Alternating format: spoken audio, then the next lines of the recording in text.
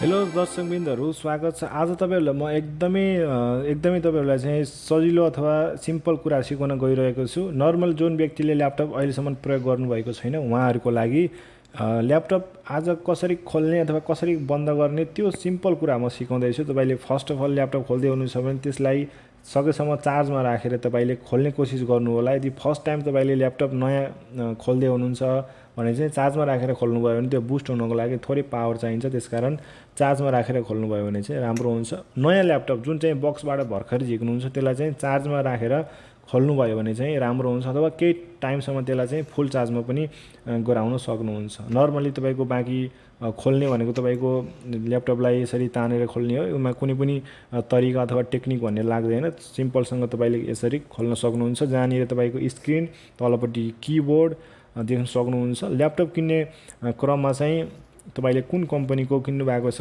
कुन प्रोसेसर के किन्नु भएको छ, यहाँनिर इन्टेलको कोरको i3 ल्यापटप रहेको छ। मेरो यो लेनोभोको ल्यापटप हो है। तपाईले चाहिँ अब जति राम्रो ल्यापटप किन्नुहुन्छ त्यति स्पिड राम्रो हुन्छ, सबै कुराहरू त्यस्तै राम्रो हुन्छ। अनि माउस रहेको छ। माउस तपाईले ल्यापटप किन्दाखेरि पाउनुहुन्न, तपाईले छुट्टै एक्स्ट्रा किन्नुपर्ने हुन्छ है। माउसदेखि लिएर माउस प्याडहरू सबै कुरा, र यहाँनिर एउटा पावर बटन रहेको हुन्छ। त्यो पावर बटन तपाईले एकचोटि क्लिक गर्नुभयो भने चाहिँ ल्यापटप ओपन हुन्छ। वान क्लिकमा चाहिँ ल्यापटप बुस्ट नयाँ तपाईले भर्खर खोल्दै हुनुहुन्छ भने त्यसलाई सेटअप हुनको लागि केही टाइम लाग्छ है। त्यसकारण त्यहाँ क्लिक गर्ने बित्तिकै तपाईको हुन्छ, र यता चार्ज भइरहेको यो रेड इन्डिकेटर पनि तपाईले देख्न सक्नुहुन्छ। जुन नयाँ भर्खर तपाईले ल्यापटप ओपन गर्दै हुनुहुन्छ भने चाहिँ चार्जमा राखेर गरेको राम्रो हुन्छ, र रातोबाट त्यो अथवा ग्रीन अथवा सेतो भयो भने चाहिँ चार्ज फुल भयो भन्ने हामी बुझ्न सक्छौँ। एकछिन ल्यापटप ओपन हुँदैछ। यो रह्यो माउस। यो माउस चाहिँ मैले एक्स्ट्रा छुट्टै किनेको है, यो गेमिङ माउस रहेको छ, त्यसकारण तपाईले RGB लाइट देख्न सक्नुहुन्छ। तपाईले सिम्पल माउस पनि मार्केटमा पाउन सक्नुहुन्छ।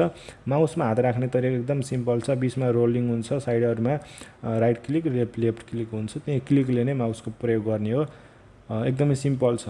आजको यो जानकारी पनि म तपाईलाई एकदमै सिम्पल, जुन व्यक्तिले अहिलेसम्म ल्यापटप प्रयोग गरेको छैन उहाँहरूको लागि मात्रै, अथवा कम्प्युटर पनि प्रयोग गरेको छैन। बाँकी चाहिँ मैले यसमा अलरेडी पासवर्ड सेभ गरेको छु। मैले युज गरिसकेको ल्यापटप भएको हुनाले चाहिँ छ, न त तपाईले नयाँ ल्यापटप भने चाहिँ यस्तो माग्दैन पासवर्ड हालेर चाहिँ मैले यसलाई ओपन गर्नेछु। यो त्यति महँगो ल्यापटप नभएको कारणले गर्दा यो त्यति फास्ट पनि छैन, एकदम सिम्पल नर्मल युजको लागि। नर्मल मैले चाहिँ यसमा वेबसाइटमा चाहिँ काम गर्छु, वेबसाइटको लागि लिएको ल्यापटप हो। त्यसकारणले वेबसाइटमा चाहिँ काम गर्नको लागि चाहिँ ठिकठाक छ ल्यापटप है, त्यसकारण कुनै प्रब्लम छैन। नर्मल म्युजिक भिडियो हेर्नको लागि तपाईले फेसबुक इन्टरनेट चलाउनको लागि पनि सक्नुहुन्छ। त्यही यसमा हाई लोडिङको एडिटिङको कामहरू चाहिँ गर्न मिल्दैन। नर्मल तपाईँ ल्यापटप खोलिसकेपछि चाहिँ रिफ्रेस गर्नुपर्छ है, यो एकदमै नर्मल कुरा हो। तपाईले ल्यापटप रिफ्रेस ओपन गरिसकेपछि 4-5 चोटि रिफ्रेस गर्नुभयो भने चाहिँ राम्रो हुन्छ। यदि पछि चाहिँ तपाईलाई बानी लागिहाल्छ ओपन गर्ने बित्तिकै रिफ्रेस गर्नको लागि। रिफ्रेस गर्ने सजिलो तरिका पनि एकदम सजिलो छ। स्क्रिनमा तपाईले राइट क्लिक गर्नुस्, त्यसपछि लेफ्ट क्लिक गर्नुस्, नर्मल छ, तपाईको कुनै पनि प्रब्लम आउँदैन। 4-5 चोटि चाहिँ रिफ्रेस गर्न सक्नुहुन्छ रिफ्रेस गर्नुमा। अनि तपाईले किनेको ल्यापटपमा चाहिँ कुन विन्डो राखिएको छ त्यो पनि तपाईले फरक पर्छ। जस्तै मोबाइलमा एन्ड्रोइड भर्जन कुन छ भने जस्तै ल्यापटपको पनि विन्डो हुन्छ। तपाईको जुन एप्पलको हुन्छ अथवा म्याकबुक भन्छ, म्याकबुकमा कुनै विन्डो हुँदैन, म्याकबुकको छुट्टै आफ्नो हुन्छ भने यो अरू जति पनि छन् जस्तै लेनोभो, ओप्पो, यो लेनोभो, त्यसैगरी यो तपाईको अरू कम्पनीको जति पनि छन् एचपी, डेल, एसर, यी कम्पनीहरूको चाहिँ सबैको विन्डोज चाहिँ अब 10 अहिले चलिरहेको तपाईको विन्डोज 7 है, पुरानो भइहाल्यो 7 भने यसमा चाहिँ विन्डो 10 रहेको छ।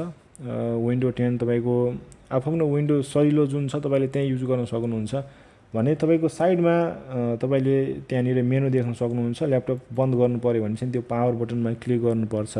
त्यो पावरमा क्लिक गर्नुस्। क्लिक गरिसकेपछि शट डाउन भन्ने अप्सन आउँछ। तपाईले शट डाउनमा क्लिक गर्नुभयो भने चाहिँ के हुन्छ, ल्यापटप शट डाउन हुन्छ। शट डाउनमा क्लिक गरिसकेपछि एकछिनसम्म चाहिँ टाइम लाग्छ क्लोज हुनको लागि। तपाईले क्लोज गर्नुको क्रममा चाहिँ आफूले युज गरेको एप्लिकेसनहरू चाहिँ बन्द गर्नुपर्ने हुन्छ। एकैछिन वेट गर्नुभयो भने ल्यापटपको लाइट चाहिँ पुरा अफ हुन्छ। अनि अफ भइसक्यो ल्यापटप, त्यसपछि तपाईले यसरी यसलाई क्लोज गरेर राख्न सक्नुहुन्छ।